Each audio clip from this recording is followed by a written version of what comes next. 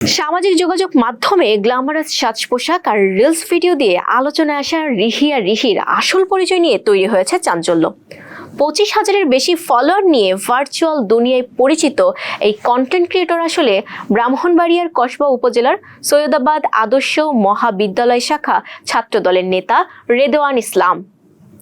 জানা গেছে তিনি সংগঠনের সাংস্কৃতিক বিষয়ক সম্পাদক পদে দায়িত্বে ছিলেন। তবে নারী সেজে নিয়মিত কন্টেন্ট তৈরির বিষয়টি প্রকাশ্যে আসার পর জেন্ডার সংক্রান্ত তথ্য গোপনের অভিযোগে তাকে সংগঠন থেকে বহিষ্কার করা হয়েছে। রোববার জেলা ছাত্রদলের দপ্তর সম্পাদক মামুন খান স্বাক্ষরিত এক বিজ্ঞপ্তিতে এই সিদ্ধান্ত জানানো হয়। জেলা ছাত্রদলের সদস্য সচিব সমীর চক্রবর্তী জানান, পূর্ণাঙ্গ কমিটিতে রেদওয়ান নিজেকে পুরুষ হিসেবে উল্লেখ করেই পদ নিয়েছিলেন।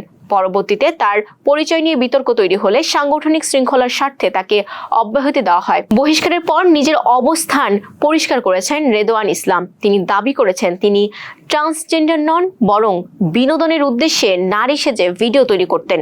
এক বিবৃতিতে তিনি বলেন তিনি একজন সাধারণ ছেলে এবং সংস্কৃতি কর্মী। নিজের ভুল স্বীকার করে সবার কাছে ক্ষমাও চান তিনি।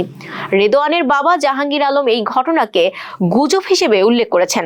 তার দাবি, ঢাকায় কিছু কন্টেন্ট ক্রিয়েটরের প্রভাবে এসব ভিডিও তৈরি করতেন রেদওয়ান, যা পরিবার সমর্থন করত না। এদিকে বিতর্কের জেরে ইতোমধ্যে নিজের টিকটক ও ইনস্টাগ্রাম আইডি বন্ধ করে দিয়েছেন রেদওয়ান।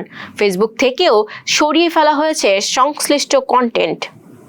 ঘটনাটি স্থানীয় রাজনৈতিক অঙ্গন ও নেটিজেনদের মধ্যে মিশ্র প্রতিক্রিয়া তৈরি করেছে। কেউ একে ব্যক্তিগত স্বাধীনতার বিষয় হিসেবে দেখছেন, আবার কেউ সংগঠনে তথ্য গোপনের বিষয়টিকেই বেশি গুরুত্ব দিচ্ছেন।